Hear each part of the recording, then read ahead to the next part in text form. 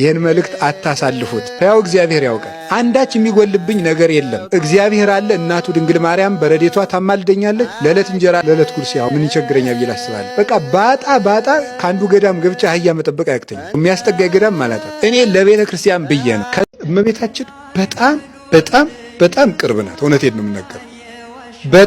በጣም ቅርብ ናት። ይሄ ሉቃስ ወንጌል ያለውን ጸሎት ይሄ አምላክን በድንግልና የወለደች የእመቤታችን የማርያም ጸሎት ማርያምም ማለች ነፍሴ እግዚአብሔርን ታላቅ ታደርገዋለች የሚለው ጸሎት ትልቅ ጸሎት ነው። ሰው ከእግዚአብሔር ጋር ሲታረቅ የተጸለየ ጸሎት ነው።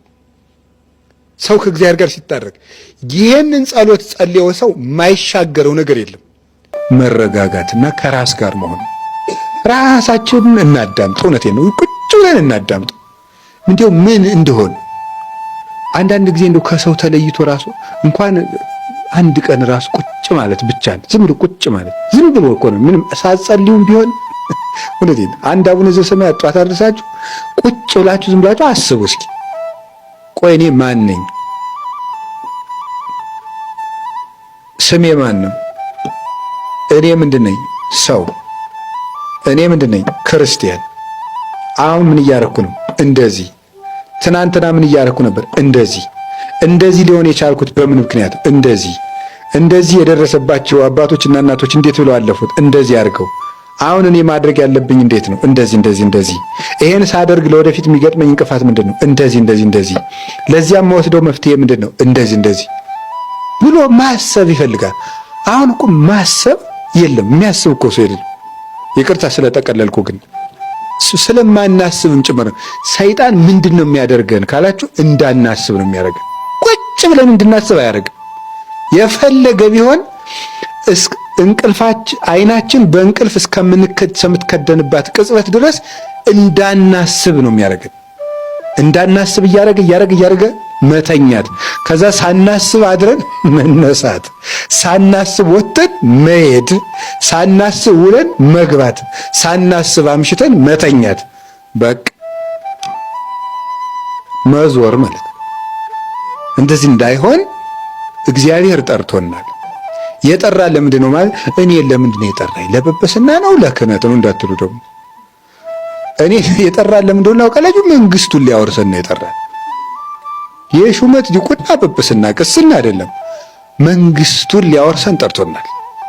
ውሃ የሌለው ወንዝ፣ እንጀራ የሌለው መሶብ፣ ጡት የሌላት እናት ያው ካጣች ግን ትጠቅማለች። ፍሬ የሌለው ዛፍ፣ ሰይፍ የሌለው ሰገባ ይጠቅማል? ምን ይጠቅማል? ትጥቅ የሌለው ወታደር አሉ። የወታደሮችም በምን ይዋጋል? በምንም አይዋጋም ማለት ነው። ቃለ እግዚአብሔር የማይዝ ክርስቲያን እንደዚያ ነው ማለት ነው። ሰሞኑን እመቤታችን ቤዛ ትባላለች አትባልም የሚል ጥያቄ በጣም ብዙ ምዕመናን ስትጠይቁኝ ስለነበረ ግራ ነገር ልንገራቸው። እኔ አሁን እመቤታችን ቤዛ ትባላለች አትባልም የሚለውን መልስ ከመመለሴ በፊት እንዲህ ያለ ጥያቄ ሲመጣባችሁ ምንድን ነው ማድረግ ያለባችሁ? ቅድም የነገርኳችሁ ምንድን ነው ማድረግ ያለባችሁ? ስለዚህ ጉዳይ የትናንትና አባቶቻችን ምን ብለዋል? ቅዱስ ያሬድ ምንድን ነው ያለው? አባ ጊዮርጊስ ምንድን ነው ያለው? ቅዱስ ጎርጎርዮስ ዘንዚናዙ ምንድን ነው ያለው? ሕሊናዋን በመጠበቋ ስጋዋን ጠብቃ ንጹሕ ሆና በመኖሯ ፍጹም እምነትን በመያዟ ሺ ቢካም አድቮኬት ኦፍ ኤቭ ነው የሚለው።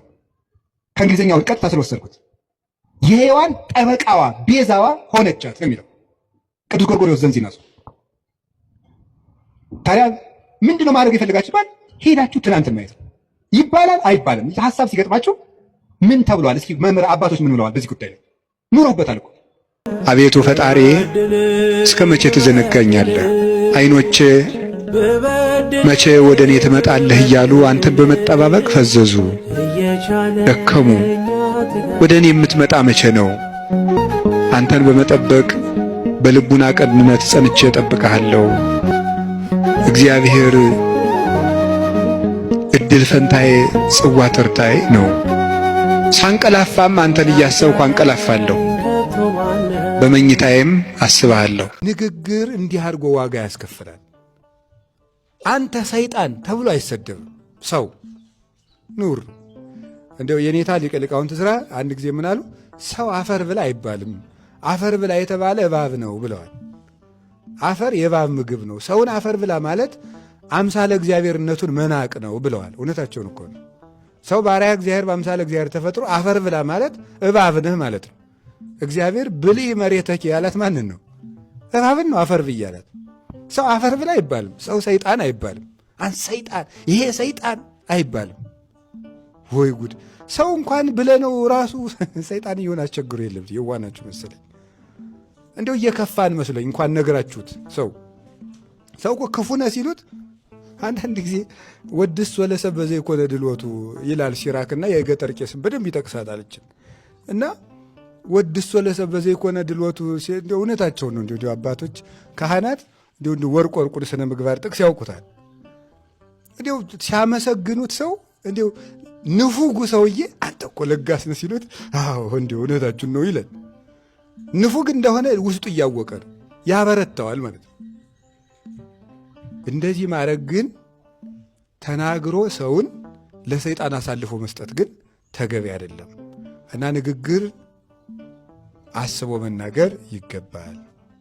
እግዚአብሔር ውስጥ እውነት አለ፣ እግዚአብሔር ውስጥ ምሕረት አለ። የሰው ልጅ እውነት ሲኖረው ርኅራኄ ይጎለዋል። ርኅራኄ ሲኖረው ደግሞ እውነት የለውም። እውነት ያስኩ ሲል ጨካኝ ሆነ። እኔ እውነት ነኝ፣ እኔ እውነት ይዣለሁ፣ ያበጠው ይፈንዳ፣ በእውነት ነው የምናገር። እውነት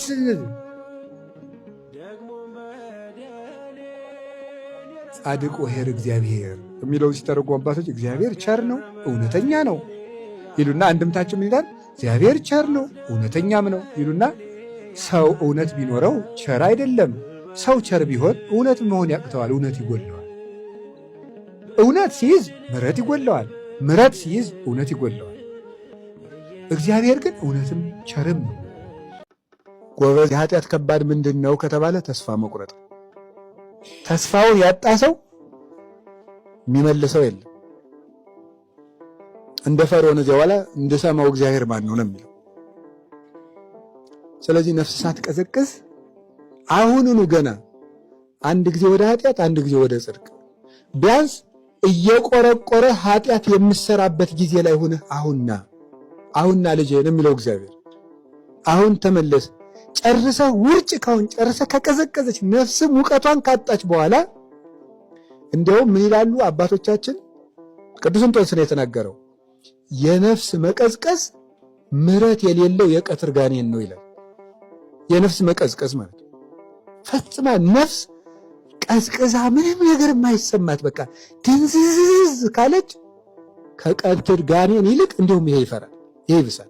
ያ የቀትር ጋኔን እንደው ጠንብሶ እንደሚጥለው ይሄኛው ምሕረት የለሽ ነው። አሳልፎ ለአጋንንት ይሰጠናል፣ አእምሯችን ተላልፎ ይሰጣል። ከዚያ በኋላ ዝም ብለን እየመሸ እየነጋ እንኖራለን።